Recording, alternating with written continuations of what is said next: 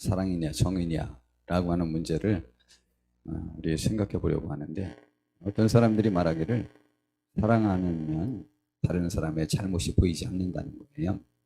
흠과 뒤도 보이지 않고. 그래서 남의 약점이 보이는 것은 사랑하지 않기 때문이라는 말을 합니다. 근데 저는 그렇게 생각하지 않습니다. 그것은 지금 내 눈에 콩깍지가 끼은 것이고, 그것은 또 다른 표현으로 하면은 지금 그의 어떤 다른 것에 내가 꽂혀가지고 얼얼한 흥분 상태에 있어가지고 그 사람을 제대로 볼 수 없게 되는 것이죠. 그래서 사랑은 정말 남의 흠과 티, 잘못이 보이지 않는가. 정의라고 하는 말은 사회에서는 제일의 가치인 것처럼 씁니다. 정의와 공정. 그런데 이제 그들이 사랑이라는 단어를 사용하지는 않습니다.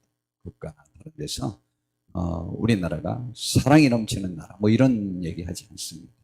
근데 사랑이 넘치는 것은 정교에서 말하고 특별히 교회에서 말하는 것이죠. 그래서 오늘 정의와 사랑 중에 무엇이 우선인가, 으뜸인가라고 하는 문제에 관해서 생각해 보려고 합니다. 지금으로부터 약 2900여 년, 800여 년 전에 이스라엘 나라에서 있었던 일입니다. 그때 전 세계를 아시리아가 막 집어삼키고 있는 때였습니다.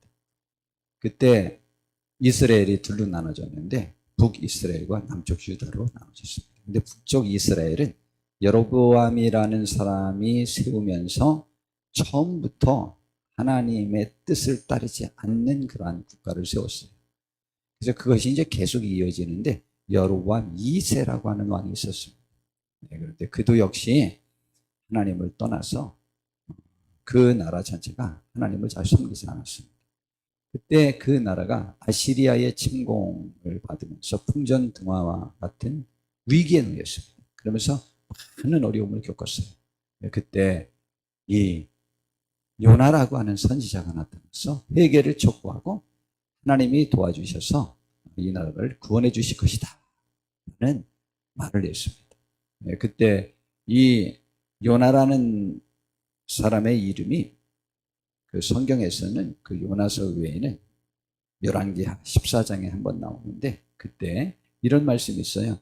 여호와께서 이스라엘의 고난이 심하여 매인자도 없고 노인자도 없고 이스라엘을 도울 자가 없음을 보셨어요. 굳이 말하면 이스라엘이 지금 풍전등화의 앞에 놓였고 굉장히 어려움을 놓인 것을 보고 하나님께서 이스라엘을 돕기로 해서 도와가지고 잠깐 그때 이스라엘이 흥왕기를 맞이하기도 했었습니다. 자, 그런데 그때 여하튼 아시리아의 수도가 느헤미야였는데 그 아시리아가 이스라엘을 괴롭혔다 이 말이에요. 그런데 하나님께서 북쪽 이스라엘 사람이었었던 요나에게 뜬금없이 저 큰 성읍 니느웨로 가서 하나님의 말씀을 전하는데, 이 말씀을 들은 이후로 회개하지 않으면 40일 후에 그 나라를 멸망시키겠다라는 예언의 말씀을 니느웨 성에 가서 외쳐라 라는 명령을 내렸던 거예요.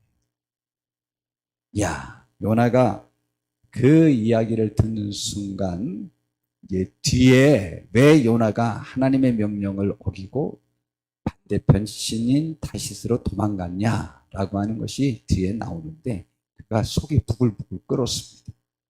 저 왼수 나라가 내가 안 가면 딱 하나님 멸망시켜서 죽이시겠지, 이런 생각을 한 거죠. 굳이 말하면 멸망되어야 될 니느웨 아시리아를 나보고 가서 회개하라고, 굳이 말하면 선교하라, 전도하라, 이게 말이 되냐. 근데 그때 요나가 하나님의 계획을 꿰뚫어 본 거예요.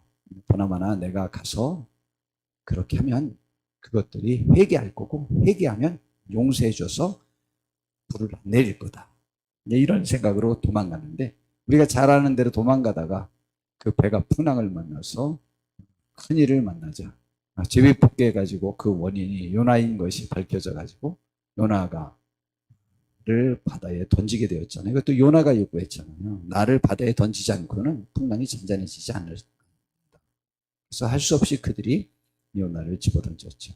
그랬는데 그때 큰 물고기를 하나님이 미리 준비하셨다가 삼키게 만들었습니다. 무슨 물고기인지 모르지만은 우리가 전체 이렇게 살펴볼 때 바다에서 그렇게 할 수 있고 거기에서 공간도 생길 수 있는 것은 고래밖에 없을 것이라고 이제 우리 생각하고 있죠. 예, 고래일 거예요, 분명히.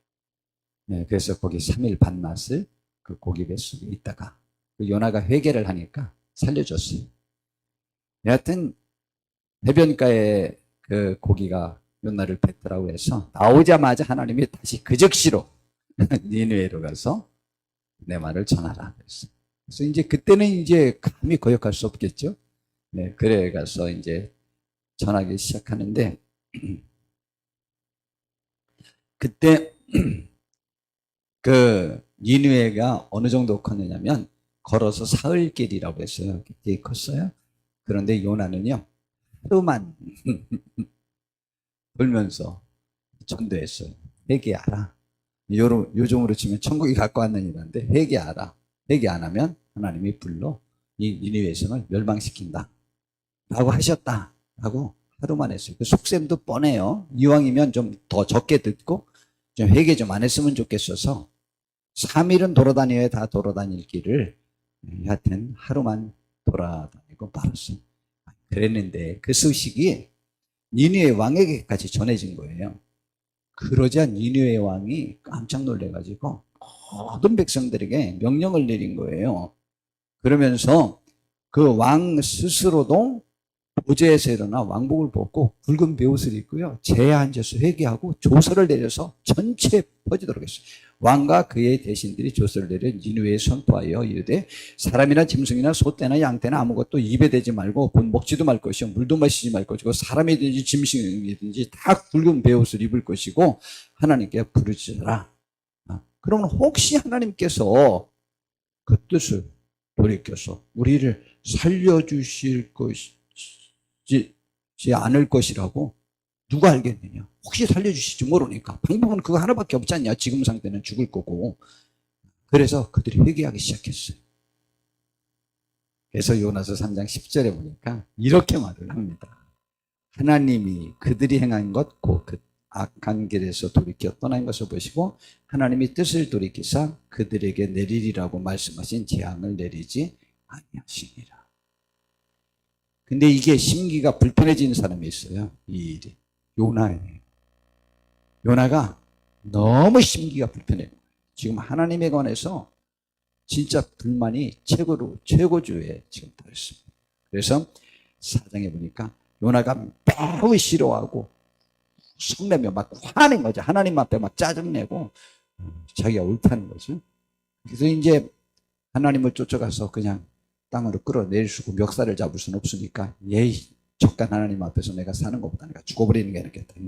하나님 나 죽을 거예요 하고 여호와께 기도하면서 내가 고국에 있을 때에 있을 때에 이러하겠다고 말씀하지 아니하셨나이까. 이미 고국에 있을 때 이 말을 하나님께 하고 도망간 거예요. 뭐라고 했느냐? 그러므로 내가 반드시 니느웨에 가서 전하기만 하면 하나님은 반드시 니느웨 사람들 살려줄 거다. 내가 그거 보기 싫어서 도망간다고 말하지 않았느냐 말이죠. 그러므로 내가 빨리 다시스로 도망하여 싸우니 주께서는 은혜로우시며 자비로우시며 노하기를 더디하시며 인애가 크시사. 하나님을 너무 잘하는 거죠. 하나님은 이런 분이라 뜻을 돌이켜 재앙을 내리지 아니하시는 하나님이신 줄을 내가 알았다. 그래서 내가 도망간 거다. 요나는 나는 그래도 하나님 믿으니까 내가 하나님 앞에서 사는 거 당연하지만 그리고 내가 옳게 살으니까 당연하지만 전 니느웨는 죽어야 마땅하지 않겠습니까 하나님. 이게 지금 요나의 논리예요. 그리고 공의로운 하나님이라면 정의로운 하나님이라면 지금 이 니느웨를 멸망시켜야 마땅하다는 거죠. 우리나라에 얼마나 와서 괴롭혔습니까? 세계를 다 집어삼켰는데 그 나라를 그냥 둡니까? 벌을 내려야지. 이게 요나의 논리입니다. 아주 정의로운 논리입니다. 그래서 그걸 지금 말하는 거예요. 그러니까 하나님 원하건대 이제 내 생명을 거두어 가소서. 사는 것보다 죽는 것이 내게 나음이다. 나 적골 보느니 죽는 게 낫다니까요. 하나님, 나 좀 죽여주세요. 나 살고 싶지 않아요. 진짜라니까요. 하나님. 그리고 여호와께 이르시되, 그런데 하나님이 요나에게 말했어요. 네가 성내는 것이 옳으냐? 라고 말합니다. 그랬더니 요나가 답변합니다. 내가 성내어 죽기까지 할지라도 나는 옳습니다. 그랬습니다. 그리고 난 이제 나가 죽어야 될 거니까 나 여기 이제 더 이상 하나님이랑 말하기도 싫으니까 나가서 죽을 거예요. 그리고는 굶어 죽겠다고 이제 동쪽 성읍 동쪽 아마 들깨로 나갔겠죠. 뭐 거기로 나가가지고 초막을 줬어요. 그러니까 나무 뭐 이런 풀 이런 거로 일단 햇빛을 가리는 그 안에 들어가서 굳이 말하면 엘리야처럼 죽여달라. 엘리야도 그런 것 아니에요? 내가 하나님을 사랑하는 마음이 너무 심해서 나 못 견디겠다. 나 죽여달라. 차라리 저걸 보는 것보다 죽는 게 낫다. 먼저 엘리야도 그런 것 아니에요? 지금 이 요나가 나 굶어 죽을 테니까 그냥 두라고 그리고 나가서 그렇게 있었습니다. 근데 하나님이 막 햇볕을 크게 내리친 거예요. 이게 막 더워 죽겠는 거예요. 막 더워 죽겠어서 힘들어하는데 하나님께서 그냥 하루 만에 갑자기 박동풀이 거기 나와가지고 확 자라가지고 거기를 전부 덮어준 거예요. 그래서 야 시원하다 하고 있는데 또 하나님께서 벌레를 갑자기 보내가지고 그 박동풀을 또 다 썰어 먹게 한 거예요. 그러니까 요나가 너무 화가 난 거예요. 아니 왜 이것을 노릇도 하나님 박동풀 키웠다가 이렇게 해서 나 이렇게 힘들게 만듭니까? 나 차라리 나 진짜는 혼매야 죽을 지경이니까 나 빨리 죽여달라고 그렇게 했어요. 그래서 9절에 보니까 하나님이 이런 말씀하셨어요. 하나님이 요나에게 이르시되 내가 이 박동풀로 말미암아 성내는 것이 어찌 옳으냐 하시니 그가 대답하되 내가 성내어 죽기까지 할지라도 나는 옳습니다. 아주 막 큰 소리 막 그러자 하나님이 말씀하셨어요. 내가 수고도 아니하였고 재배도 아니하였고 하룻밤에 났다가 하룻밤에 말라버린 이 박동쿨을 아꼈는데 하물며 이 큰 성읍 니느웨에는 좌우를 분별하지 못하는 자가 12만 명이요 가축도 많이 있는데 내가 어찌 아끼지 아니하겠느냐 라는 말씀을 하셨어요. 제가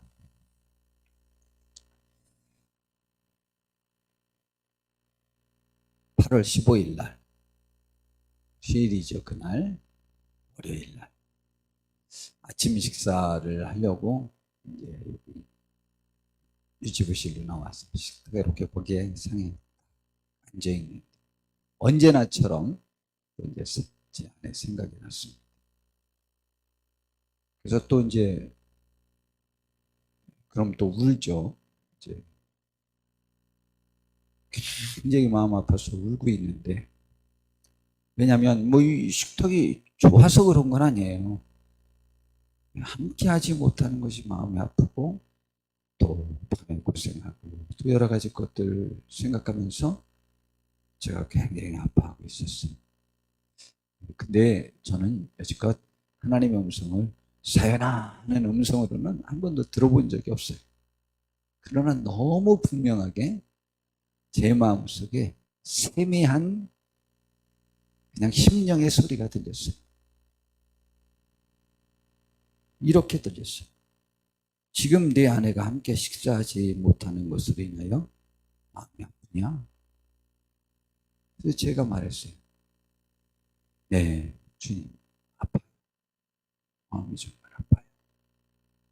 그랬더니 그 다음에 이런 세미한 음성이 제게 들렸습니다. 나도 나의 신부요, 나의 자녀들이 천국의 잔치자리의 식탁에 함께하지 못하는 것이 아프다. 아주 너무 제가 그 제 심령의 소리를 부인할 수 없을 만큼 세미하고 강력하게 저에게 올려왔습니다. 그래서 제가 이것 본문으로 설교하려고 바로 적어놨습니다.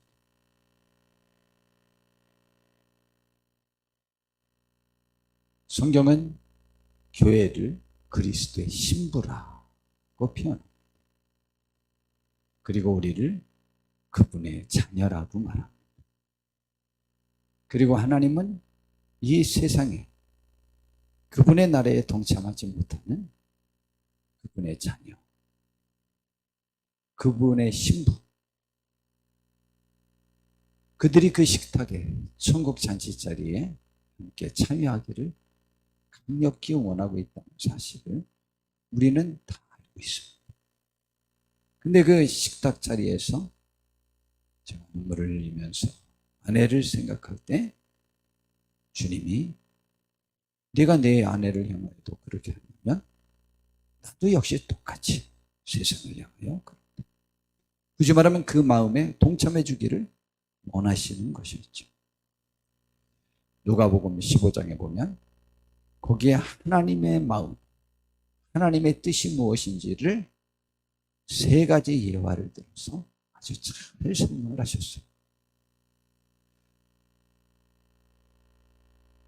모든 세리와 바리새인들이 예수님께 말씀을 들으러 가까이 왔고 또 예수님을 그들이 영접해가지고 예수님과 함께 식사를 하는데 예수님이 죄인인 줄 알면서도 세리인데도 불구하고 그들의 집에 가서 한껏 먹고 마시며 그들이 하나님의 말씀을 듣고 예수님과 함께하는 것을 바리새인들이 봤습니다. 그래서 바리새인과 서기관들, 그 율법학자들이라는 것 아니에요. 최고로 경건하다는 사람들이 예수님한테 그게 되느냐라고 지금 물은 거예요. 예수님은 하나님의 아들이요, 메시아 아니냐. 그런데 어찌하여 하나님의 아들이 죄인들을 알아보지도 못하고 알고 간 것도 아는 거죠. 그렇게 할 수 있느냐. 그러자 예수님이 말씀하셨어요. 너희들에게 양 100마리가 있는데 그 중에 한 마리가 안 보인다고 하자. 그러면 너희는 그 양을 한 마리를 찾기까지 찾아다니지 않겠느냐라는 것입니다. 제가 계속 말씀드리지만 당연히 찾습니다. 그리고 찾으면 굉장히 즐거워하지 않겠느냐. 그리고 이웃들을 불러서 잔치까지 베푼다. 아마 그때 상황은 그랬는 모양이에요. 뭐 잔치까지는 안 베풀겠지만 우리 지금 현재 상황에서는. 그리고 이와 같이 죄인 한 사람이 회개하면 하늘에서는 회개할 것 없는 의인 99으로 말미암아 기뻐하는 것보다 더하리라. 이건 당연하죠. 당연하지 않겠습니까? 그래서 99명 회개할 필요가 없는 의인이 필요 없다는 것이 아니죠. 그들은 지금 내 품에서 먹고 마시면서 있으니까 못하는 사람이 생각이 나는 것 당연합니다. 그리고 또 얘기했습니다. 어떤 여자가 10드라크마가 있는데 하나를 잃으면 등불을 켜고 집을 쓸며 찾아내기까지 부지런히 찾지 않겠느냐. 당연하죠. 그의 전 재산이 10드라크마인데 10드라크마는 별로 많은 게 아니죠. 그런데 그 중에 하나 잃었는데 뭐 별짓다고 다 찾지 않겠습니까? 그럼 또 기뻐하겠다. 이와 같이 죄인한 사람에게 하면 하늘 아버지 앞에서 기쁨이 된다. 또 예수님이 그래도 이해 못할까 봐 두 아들 얘기를 예화를 드신 거예요. 두 아들이 있었는데 둘째 아들이 유산을 미리 달라고 해서 아버지가 그에게 줬다. 얼마나 못된 자식인지 한번 생각해 보라고요. 제가 자주 말하지만은 이 둘째 아들이 얼마나 못됐는지 아버지 유산만 바라보고 있었는데 아버지가 안 돌아가시잖아. 빨리 그거 가지고 뭐 좀 해보고 싶은데. 그러니까 보나마나 하나님 앞에 고사 많이 지냈을 거예요. 그건 기도도 아니지 고사지. 우리 아버지 빨리 죽어서 나 재산 좀 갖게 없었어. 근데 아버지가 빨리 안 죽어주시니까 달라고 뗐으니까 그 자식의 심보를 아버지가 모르겠어요? 안 줬다가는 난리 날 것 같으니까 할 수 없이 줬겠죠. 미리 그걸 청산하고 도시로 나가서 바로 장사한다고 하더니 웬걸 보니까 술 친구들과 이렇게 지나면서 허랑방탕하게 그 재물을 다 써버렸대.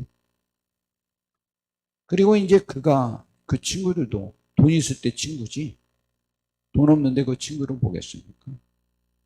굶어 죽을 것 같아서 할 수 없이 돼지 치는 농장에 가서 돼지를 치면서 돼지가 먹는 그 사료라도 먹어가면서 배를 채우려고 했는데 그것까지 안 되니까 그가 생각했어요. 내가 아버지를 떠나서 결국 이 타양에서 굶어 죽게 되었구나.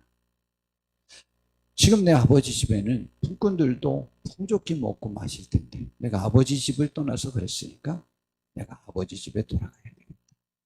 그런데 내가 무슨 면목으로 돌아가겠냐. 아버지를 뵈면 아버지, 내가 하늘과 아버지 앞에 하나님과 아버지 앞에 죄를 졌으니까 나는 아버지의 아들로 다시 일컬음을 받을 자격이 없습니다. 그러니 품꾼의 하나로만이라도 받아주시면 고맙겠습니다라고 말씀드리려고 작정하고 아버지 집으로 떠났어요. 그런데요, 성경에 보니까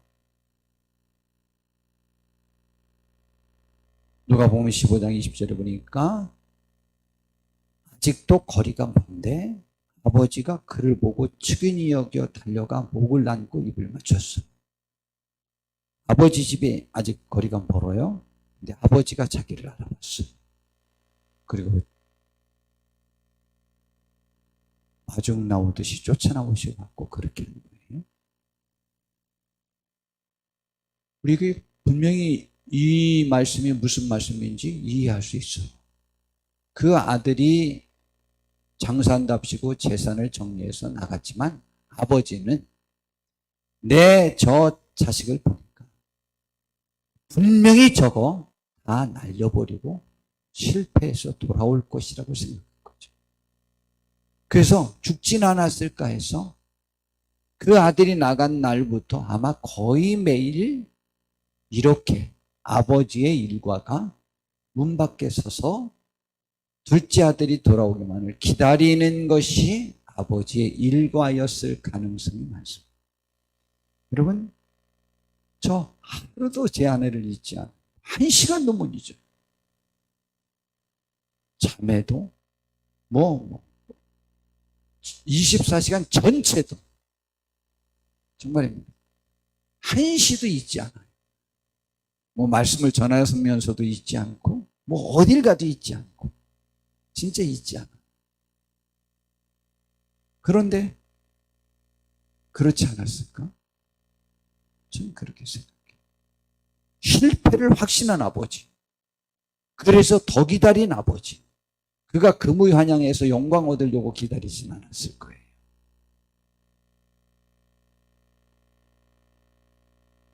그랬는데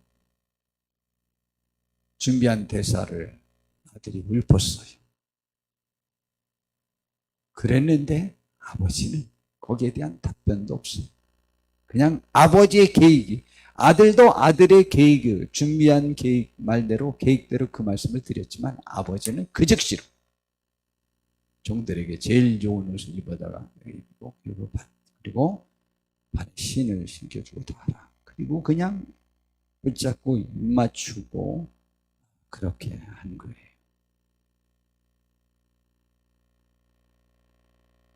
그러면서 내 아들이 죽었다가 살아났으니까 즐기자 라고 해줬습니다.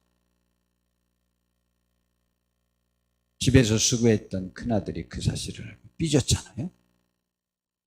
큰아들이 따졌잖아요. 나는 아버지의 속을 썩인 적도 없는, 한 번도 썩인 적도 없고 아버지와 함께 일만 열심히 했는데 나를 위해서는 친구들과 즐기라고 염소 한 마리 주지 않았는데 어찌하여 재산 모두를 이렇게 해서 탕진하면서 여자들과 청녀들과 지내느냐고 다 써버린 그 둘째 아들이 왔는데, 위의 이야기, 예수님의 이야기 중에는 창녀들과 지냈다는 얘기는 나오진 않거든요. 근데 이제 형은 구체화해서 말하는 거죠. 형은 더 나쁘게 본 거죠, 둘째를. 속상하겠죠. 얼마나 속상하겠습니까? 되게 속상하죠. 그랬더니 아버지가 말하잖아요. 내 건 다 내 거고 내가 즐길 수 있다. 그러나 이 둘째는 죽었다가 살아났는데 내가 어떻게 안 기뻐할 수 있겠냐. 큰아들을 설득시켜 주죠. 변호해 주시죠. 이것이 하나님의 사랑이에요. 아버지의 사랑이에요. 굳이 말하면 둘째 아들의 잘못을 모르는 것 아니에요. 다 알아요. 그런데도 받아준 거죠. 예수님이 누가복음 14장에는 또 이런 말씀을 주셨어요. 큰 임금이 잔치를 베푸는데 아침 그 잔치 자리에 가봐 그 초청한 사람들을 초청하려고 종들을 보냈더니 다 거절하는 거예요. 한 사람은 밭을 새로 샀으니까 가봐야 된다고 하고, 또 한 사람은 소 5개리를 샀으니까 시험해 봐야 된다고 하고, 또 한 사람은 자기가 장가 들어서 못 오겠다고 말합니다. 종이 와서 돌아와서 보고를 하니까 그 주인이 크게 화를 내면서 그 종에게 빨리 시내의 거리와 골목으로 나가서 가난한 자들과 몸불편한 자들과 맹인들과 전원자들을 데려오라 그랬어요. 굳이 말하면 사회의 소외계층이라서 갈 곳이 없는 사람들을, 할 일이 없는 사람들을 불러오라고 했어요. 그래서 강권하여 그런데도 불구하고 다 앉았다고 하니까 길과 산울타리가로 나가서 사람을 강권하여 데려다가 내 집을 채우라 이렇게 말했습니다. 주님이 우리에 대한 명령이죠. 우리 이번 주에 또 강권하여 데려다가 주님의 전을 채우려고 최선을 다하는 우리가 되길 바라고, 그때 심정을 이제 바로 하나님 아버지의 뜻인 세 가지 이어가되 우리도 그런 마음을 갖고, 저는 오늘의 말씀을 이렇게 정리하며 정의를 내릴 수 있습니다. 정의가 함께하지 않는 사랑은 진정한 사랑이 아닙니다. 성경의 모든 말씀이 다 사랑은 상대방의 연약함과 부족함과 죄악을 분명히 알고도 사랑으로 반응한 것입니다. 그 모든 연약함과 부족함과 죄악을 대신 책임져주고 그를 영광스럽게 하고 하자 하는 것이 사랑임을 분명히 합니다.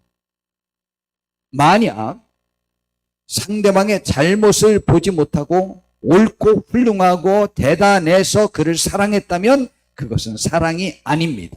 저는 아주 단호하게 말할 수 있습니다. 만약 그래서 사랑하고 그를 좋아했다면 그러한 조건이 없어지면 그를 버릴 겁니다. 사랑은 남이 버릴 때 내가 거두는 것이 사랑입니다. 남의 잘못을 보이는 것이 사랑입니다. 연약함이 보이는 것이 사랑입니다. 그게 정의죠. 그것이 안 보였다. 그건 사랑이 아닙니다. 뭐요? 사랑하면 남의 잘못이 안 보인다고요? 성경은 어떻게 가르쳐 줬는지를 보면서 우리의 일반적으로 흔히 생각하는 사랑이라는 논리가 얼마나 하나님 보시기에 자기의 이해관계에 얽혀서 권력과 명예와 부와 영향력이 있는 사람들을 쫓아가고 바라보는 비굴한 행동인지에 관해서 성경은 분명하게 말합니다. 사도행전 20장 28절에 보니까 에베소 교회 장로님들, 목사님들이에요. 목사님들에게 교인들을 어떻게 귀히 여겨야 되는지에 관해서 말하려고 할 때 하나님이 자기 피로 사신 교회라고 그러니 그 교회를 잘 보살펴라고 부탁한 것입니다. 하나님이 자기 피로 살망. 이거 자꾸 제가 말씀드렸죠. 왜 하나님이 자기 피로 샀을까? 죄가 너무 커서 그 어떤 값으로도 바꿀 수 없으니까 하나님이 자기가 대신 죽어주시는 대가를 지불한 것이다. 이것은 또한 하나님이 우리를 그만큼 사랑한다는 증거이다 라고 말했죠. 고린도전서 13장에서도 사랑은 이렇게 씁니다. 우리 뭐 잘 알고 있죠. 사랑은 오래 참고 온유하며 시기하지 않고 자랑하지 않고 교만하지 않고 무례행치 않고 자기 유익을 구하지 않고 성내지 않고 악한 것을 생각하지 않는 거예요. 악한 것이 없는 게 아니에요. 악한 것을 생각하지 않는 거예요. 온유할 수 없는 상황, 화 안 낼 수 없는 상황, 그런 모든 데 그걸 참아주는 거예요. 그리고 6절에 보니까 구체화했습니다. 불의를 기뻐하지 아니하고, 사랑은 불의를 기뻐하지 않는 거예요. 그의 불의를 기뻐하는 건 아니에요. 그리고 진리와 함께 기뻐하는 것이 사랑이에요. 정의로운 것이 사랑이에요. 정의를 기반으로 출발하는 것이 사랑이에요. 그런데도 불구하고 모든 것을 참으며 모든 것을 믿으며 모든 것을 바라며 모든 것을 견디는 게 사랑이라고 그랬어요. 이걸 또 로마서 5장 6절서 8절에는 하나님이 우리에 대한 사랑에 대한 표현을 또 이렇게 했죠. 우리가 아직 연약할 때의 기약대로 그리스도께서 경건하지 않은 자를 위해 죽으셨도다. 악인을 위해 죽는 자가 쉽지 않고 선인을 위해 용감히 죽는 자가 혹 있거니와, 굳이 말하면 훌륭한 사람을 위해서는 간혹 희생할 가치를 느낀다. 그런데 우리가 아직 죄인 되었을 때에, 그러니까 연약할 때, 경건하지 않았을 때, 죄인 되었을 때, 다 같은 표현이죠. 그때에 그리스도께서 우리를 위해 죽으심으로 하나님께서 우리에 대한 자기의 사랑을 확정하셨느니라. 사랑은 남이 잘못하는 것 뻔히 알고, 죽어 마땅하다는 것 뻔히 알고, 그 죄가 너무 크다는 것 뻔히 알 때, 그것을 내가 대신 품에 안고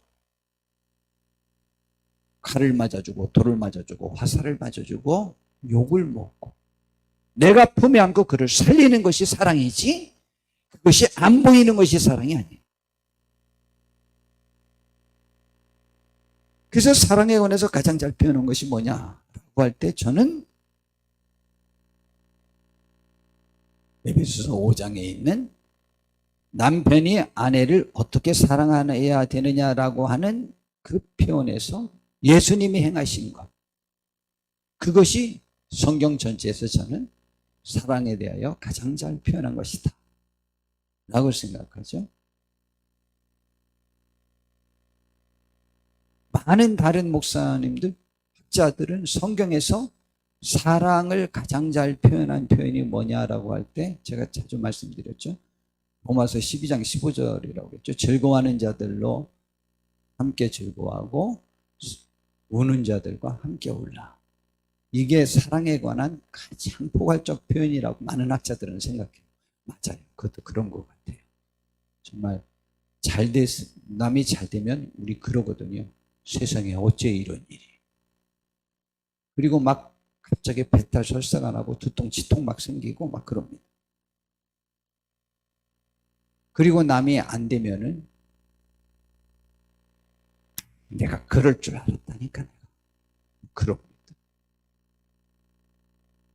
그런데 사랑은 남이 잘 됐을 때 함께 즐거워하고, 남이 안 됐을 때 울어주는 사람이 사랑. 성경이 가르쳐 주는 내용. 그런데 오늘 또 에베소서에서 예수님이 이렇게 하셨대. 남편들아, 아내 사랑하기를. 예수님께서, 그리스도께서 교회를, 우리를 사랑하시고 우리를 위하여, 교회를 위하여 자신을 주신 같이 하라. 왜 자신을 주셨을까? 뭘 하려고? 이는 곧 물로 씻어 말씀으로 깨끗하게 하사 거룩하게 하시고, 굳이 말하면 더러웠는데 씻겨주시려고 자기 앞에 영광스러운 교회를 세우사, 그래가지고 죽어마땅한 죄인 더러운 거 내가 피로 씻겨줬더니 하나님께 와서, 천국에 와서 자기가 영광스러운 존재인 것으로 떵떵거리고 사는데 티나 주름 잡힌 것이나 이런 것들이 없이 거룩하고 흠이 없게 하려 하십니다. 왜 하나님이 아내에게 남편을 허락했냐? 그 아내를 저렇게 해주라. 되게 행복하죠, 우리 남편들. 와, 우리를 그렇게 대단하게 봐줬어요. 우리 남편들 아멘이다. 우리 아멘 해봅시다. 아멘. 아멘, 할렐루야. 감사해요. 내 아내는 100% 내가 나무래도 되고 죽어마땅한 못된 더러운 여자들이. 그런데 그 여자를 나보다 똑같이 혹은 나보다 더하게 아주 뭐 하나님처럼 대단한 여자인 것처럼 자기가 잘못 하나도 없는 사람처럼 떵떵거리고 살 수 있는 보호막을 남편이 쳐줘라. 야, 너무 감사하지 않아요? 아니, 하나님이 우리를 너무 대단하게 보신 것 같아요. 하나님이 남편들을 민망히 감사하죠. 이제 감사헌금해야 돼요, 우리 남편들은. 이런 의미를 우리에게 주신 거예요. 이게 사랑이다.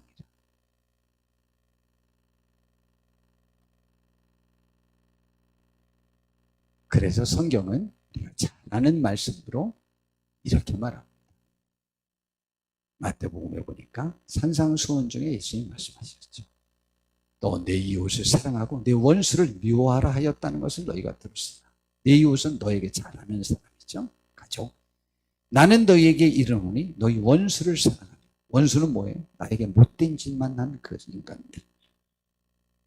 너희를 박해하는 자를 위하여 기도하라. 이렇게 한즉 하늘에 계신 너희 아버지의 아들이 되리니. 하나님의 아들이 되는 방법, 될 수 있는 표현, 그 모습, 그 뭐냐? 원수를 사랑한다.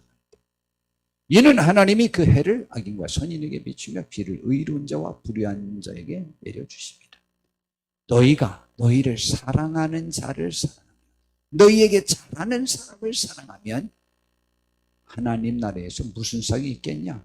세리도 죄인도 죄인 중에 대표자들도 자기에게 잘하는 사람은 잘하는, 자기는 잘하고 또 너희가 너희 형제에게만 무난하면 그들만 보살펴보고 돌아보면 남보다 더하는 것이 무엇이냐?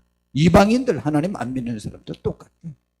너희는 하늘에 계신 너희 아버지 하나님이 온전하신 것은 너희가 죄인인데 나를 보내서 대신 죽게 한 것이 그 사랑 아니냐?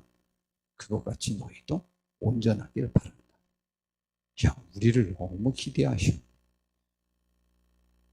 기대하는 것이 부담스러워서 싫다는 분도 있대요. 그런 사람께서 기대 안 하니까 너는 나 관심 없어. 그러면 좋아한다고요? 그러면 죽어버릴 거요?